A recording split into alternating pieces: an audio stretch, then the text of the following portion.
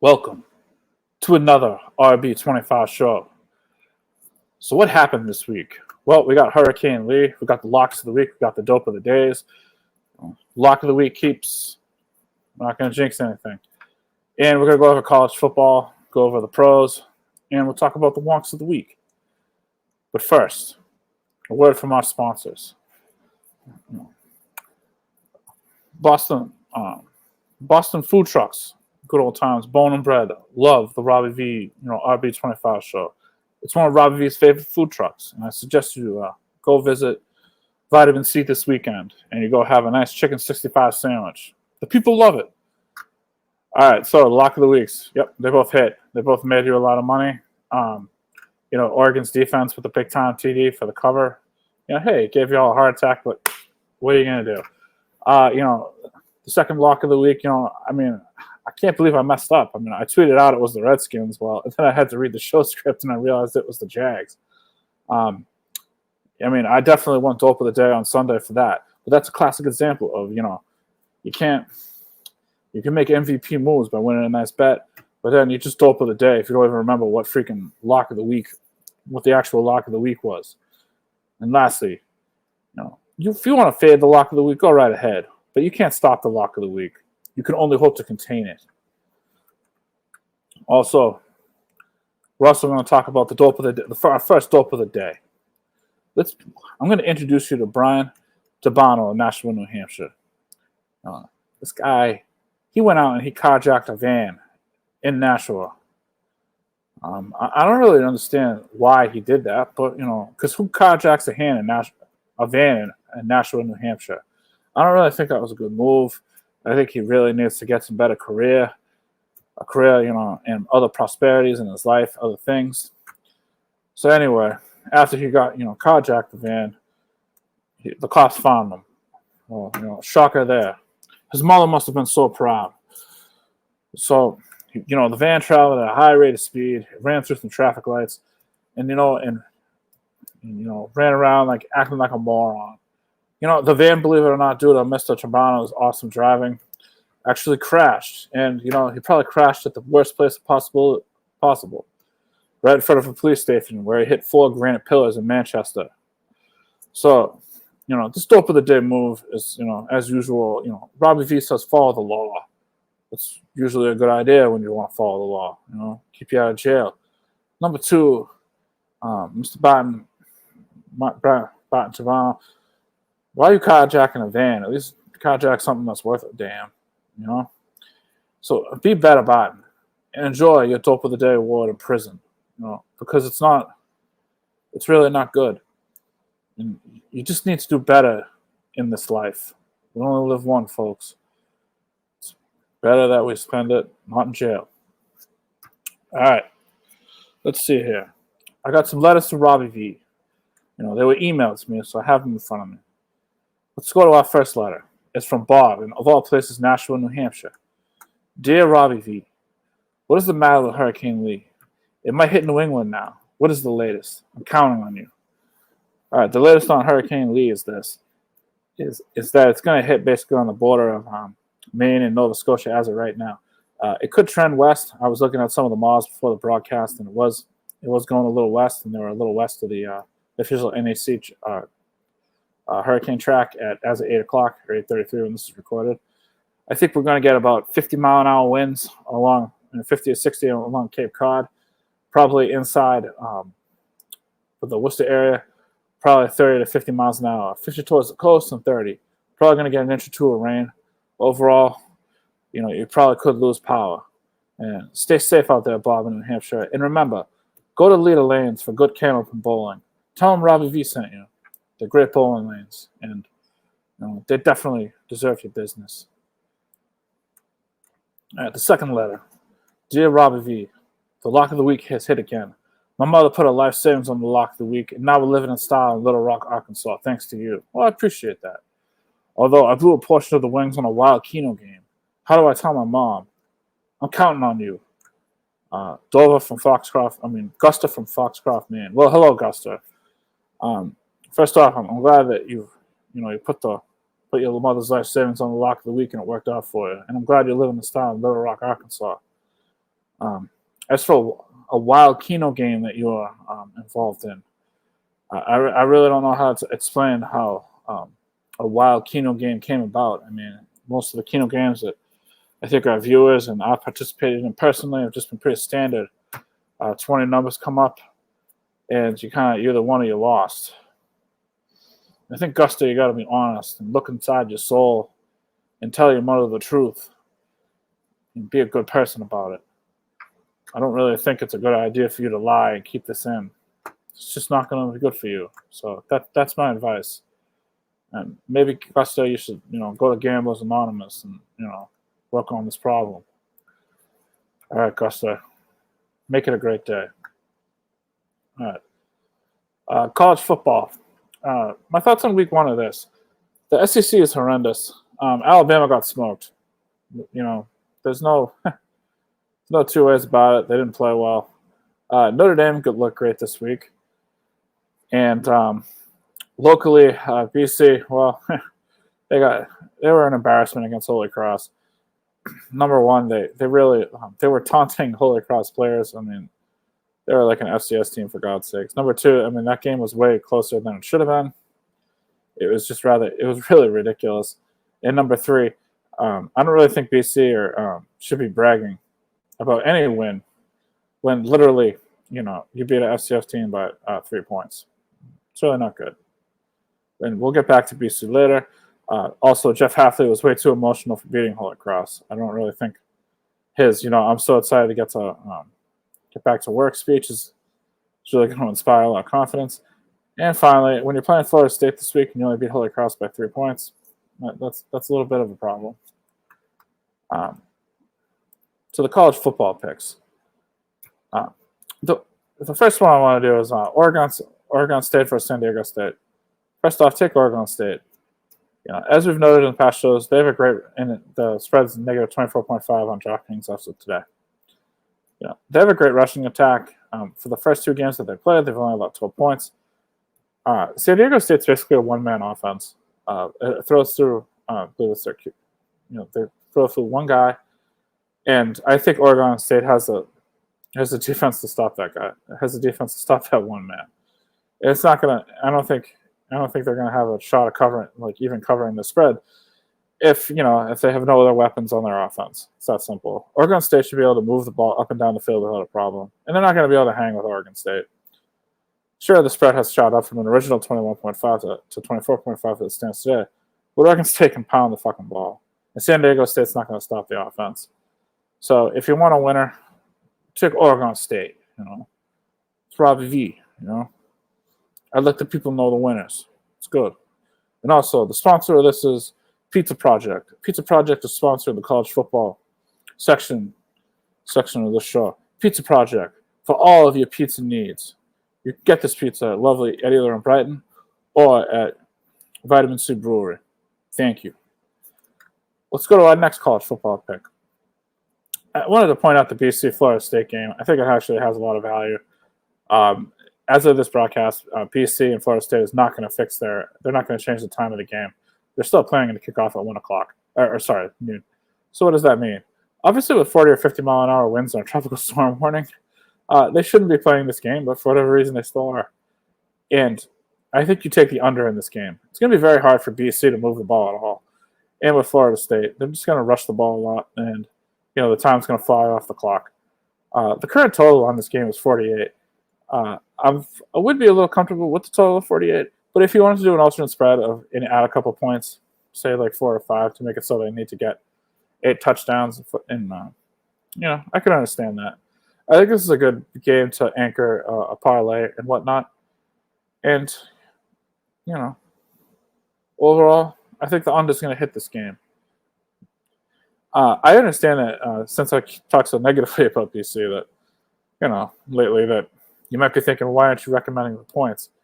I just think taking the points in a driving rainstorm with 40 or 50 mile an hour winds is an unnecessary risk for 12 o'clock in the afternoon. I don't why risk it? I'm not saying that Florida State can't do it, but by any means monitor the weather conditions. The under here seems to be the safe play, and I also think you need to monitor. monitor the weather conditions, because obviously the over-under is going to go up if they play this game later on, where the weather in the night, because the weather's not going to be as bad then. So you kind of just need to look out here. All right, let's get to the college football lock of the week. The lock of the week is brought to you by The Range in Hingham. The Range, where RBV always goes to get, a good nice range burger, and they also have great fried pickles, and they're a great outside patio. The Range in Hingham. Tell them RBV sent you. It won't get you anything, but it's a great place for you guys to be, to go have a meal and maybe a cocktail. Take it from RBV. You can't go wrong. All right, so what's the lock of the week? Obviously, with college football, we all heard about Mel Tucker. His sexual harassment. He got fired. So let's kind of get real with this. If you're Michigan State right now, you're not going to be focused on Washington coming to town, like not even in the slightest. You're suffering through problems on the football field where you're not playing well. You're suffering through a bunch of distractions off the football field with your head coach getting fired, new coaches, a whole new vibe, and then you have Washington coming to town. With their quarterback Michael Penix. Michael Penix is going to roll, and he's going to fucking roll hard with that offense. That offense is lethal. They're lethally efficient, and the fact that this game is 16.5 is a real shock to me. I honestly think that Washington's just going to roll up and down the field. They're going to be focused, and they're going to take these guys to the woodshed. It's hard enough in college football to win without distractions. Never mind when you have fucking Dawson's Creek drama rolling all around your football team. And Michigan State's not going to hang. And that's why it's lock of the week. Let's see how we're doing on time, folks. Oh, well, we're actually doing pretty good. All right.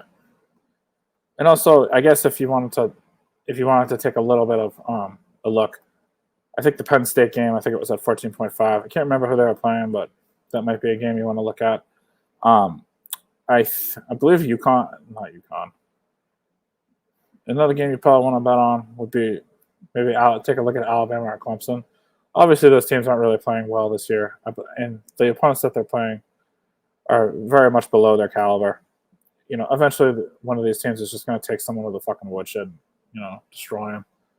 Might be a good place to start, especially with Alabama coming off of Texas, and Clemson probably still looking to being a little bit ornery after losing to Duke opening night. So what are you going to do? All right, RBV's fantasy football update. I won 2 out of my 3 leagues, so that was good. I was very happy with my team. I won the Turpentine League, the Minifan Turpentine League. I beat my opponent soundly, I think by 40 points, and I was very happy with their performance. Go Calvin Ridley, and go Trevor Lawrence. Thumbs up. All right, let's talk about Hurricane Lee. If you're in the Eastern Mass or Eastern New Hampshire or Maine, you definitely need to watch this. More so Maine. It's not going to be Hurricane Andrew, but make sure that you get out there and figure out what's what. Get your supplies, get your alcohol, get your edibles, get everything you really need in this world. Maybe get some plywood to board the windows if you're living along the coast. That's probably a good call. I mean, these tips of advice probably aren't the best, and they're probably not approved by the federal government, but chances are, if you're watching the show, you shouldn't be taking hurricane preparation advice from RBV.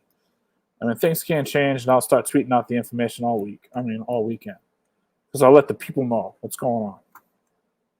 All right. Let's talk about the NFL. The biggest news is obviously Aaron Rodgers. The Jets season has basically been completely derailed. They did show a lot of guts, obviously, winning the game on Monday night. I don't think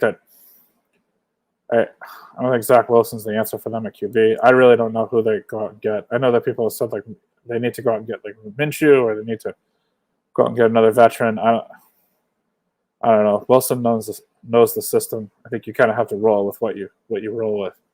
I think their offense obviously is going to change fantasy wise. The wide receiver Wilson, his value just took a hit. Dalvin Cook and Breece Hall. Obviously the Jets are going to have to fucking pound the ball if they want to win games. Just shorten the games as much as possible. So obviously their fantasy value went up. Cincinnati this week look awful. I mean, they look fucking atrocious. I don't know if something was in the water at Cleveland. I don't know if they had diarrhea. Jamar Chase is nowhere to be found. Same with Joe Burrow. Same with T Higgins and all those guys. I don't know what the hell happened. It was just absolute fucking bullshit ridiculousness. And Cincinnati needs to step up because they got a big game this weekend. They need to go win to not be out 0-2. The Patriots played better than I thought they would. When it was 16-0, I almost thought it was lights out. I was happy that they showed some mettle and they made a comeback, but I think that their offensive performance against Philadelphia, I don't know if that's necessarily a sign of things to come. I mean, it could be just a thing of a situation where they just played the best they possibly could, and after they came down 16-0. But Bourne looked good. My pick did cover, so I was happy about that. And yeah, the Buffalo Bills. I don't know what the hell happened with them. They're just, they should have won that game. Obviously, Josh Allen didn't play well. I mean, they really didn't seize on the opportunity. Seattle looked like shit this week. They just look horrible. The Jags offense looked good. Calvin Ridley looked fucking amazing. Same with ETN. He was playing well. He scored a TD. 49ers look really good. Steelers look fucking lost. They definitely got shellacked at Heinz Field, which is a big deal. So those are my thoughts. I mean, what's going to happen in week 2? We'll find out. All right. NFL picks and the lock of the week. The NFL picks and the lock of the week are brought to you by Hunster Farms. Hunster Farms, where RBV always gets his ice cream. It's in Norwell. I suggest you go before they close for the season. All right. First game. All right. Let's go Packers. I got my cheese head. I actually went out to Green Bay one time to catch a game there. I bought a cheese head. I'm picking the Packers this week. Why am I picking the Packers? The Packers' offense was humming against Chicago. Chicago couldn't stop them at all. Aaron Jones has been discovered by the Packers' offensive coordinator again. He went off last week. He played great. And the defense of the Packers was great when they shut down Justin Fields and the Chicago Bears offense at home. They played awesome. Sure, the Falcons are at home, but at -2, this seems like a good spot to take the Packers. Also, whether or not the Packers get Christian Watson back this week, the Packers wide receivers stepped up. I just think the Packers are going to beat the Falcons. I don't think it's going to be the easiest game, but they'll get it done. They showed me something last week, and I feel comfortable with that. Niners versus the Rams and the Packers. The Packers spread is -2 as of today, and the Niners-Rams spread is -7 for the Niners. The Niners are just better than the Rams at this point. The Rams don't have Cooper Kupp. He's a huge part of their offense. I realize that, yes, they did beat Seattle and whatnot, and they didn't need him. But the difference between Seattle's offense and the Niners defense is pretty freaking big. I just think that Niners are gonna stuff the Rams. They're gonna hold them down, and basically the Niners offense is just gonna explode on these guys. I know they have Aaron Donald, but you know what? It's not gonna matter. There's just too many weapons on the Niners offense for the Rams defense, and it's just too much. They'll cover the spread. I know that the Rams are at home, but I mean, SoFi has been taken over by so many freaking teams opposing fans. I think there's going to be a large Niner contingent that shows up. We all know LA fans are bandwagon people. Sorry if I offended anyone, but sorry, not sorry, whatever. And, I think that's it. All right. Let's go to the lock of the week. The lock of the week is brought to you by Alumni in Weymouth for all your pizza needs, and cocktail needs, It's right by, it's located near my house. Alumni. They're there for you. And the pizza's delicious. You can't make a wrong move by going there. All right. My lock of the week is the Dolphins versus the Patriots. I'm actually taking the Dolphins -2. The Dolphins right now, offensively, are just better. And that's really all that matters. If you watched the game against the Chargers last week, Hill and Tua are on another fucking level. Waddle's a great player, too. Patriots offense, yeah, they're better than I expected, obviously. But I don't think the Pats are going to be able to keep Hill in check. even if it is Sunday night, it might be a little bit misty out. I mean, the Patriots defense, they're going to slow down Miami like they slowed down Philly this weekend. But I think the Dolphins defense will come through for them. And I think at the end of the day, I think the Dolphins just have too much, and they'll probably pull away late. Unfortunately, I think the Pats are going to start off 0-2, and that's the RBV lock of the week. You can take it to the bank. See how we're doing for time. All right, whoa, we're way past time. Jesus Christ. All right, the MVPs. All right, the MVPs are the commuter rail MBTA conductors, especially in the morning, because they're too lazy to go about the train and collect tickets. They'd rather just sit around and do nothing. And that way, I get free rides to Boston on the way to work. I and many other passengers appreciate these free rides. Thumbs up. By the way, the MVPs are brought to you by Casey's Pub. Casey's Pub. We don't believe in COVID. Look it up. We're the first pub to break COVID regulations in Wyoming. Thumbs up. All right, wonks of the week and a preview of what is to come. All right, the first wonk of the week is FanDuel PointsBet. So there was a situation obviously with Aaron Rodgers after he went down for four plays.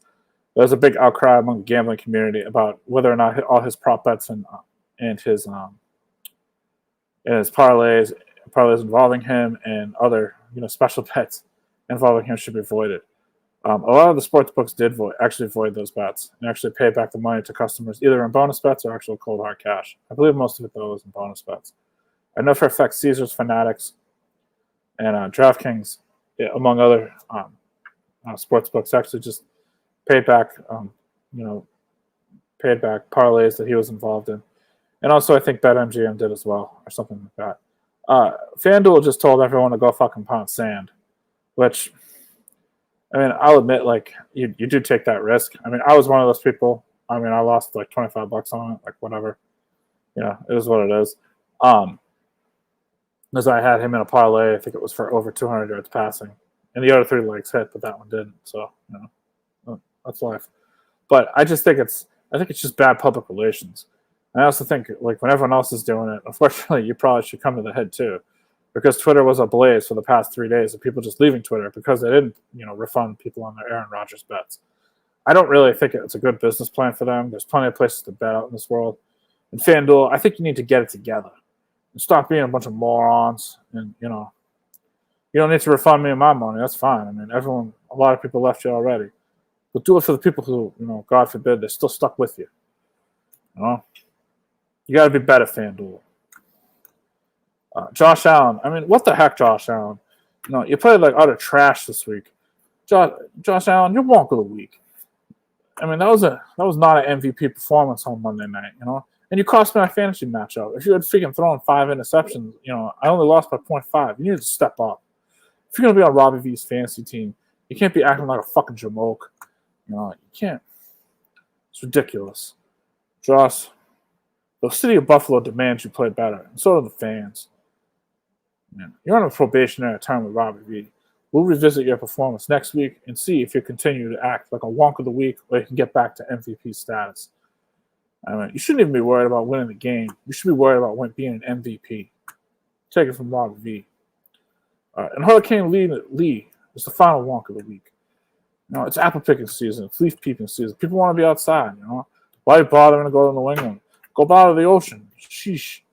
I mean, the ocean you can go rain on the fish and create big waves for Sebastian the crab, and Scuttle the fish. Or Scuttle was here's the pigeon. Forget Scuttle. What we need him for anyway? Or for Flounder. I don't know who the fuck was in the Little Mermaid. Anyway, Hurricane Lee, be better. And stop being a fucking jackass. And, go hit Greenland. No one's there anyway. All right, so next week, I'm going to talk about my fantasy team matchup. I'm going to talk about the lock of the weeks, And this is Robbie V signing off. And stay safe out there this weekend. Don't do anything stupid. Just, especially in a path of a hurricane, be prepared. And remember, don't do anything Robbie V wouldn't do. Good night. Thank you. Fuck hurricanes. basically.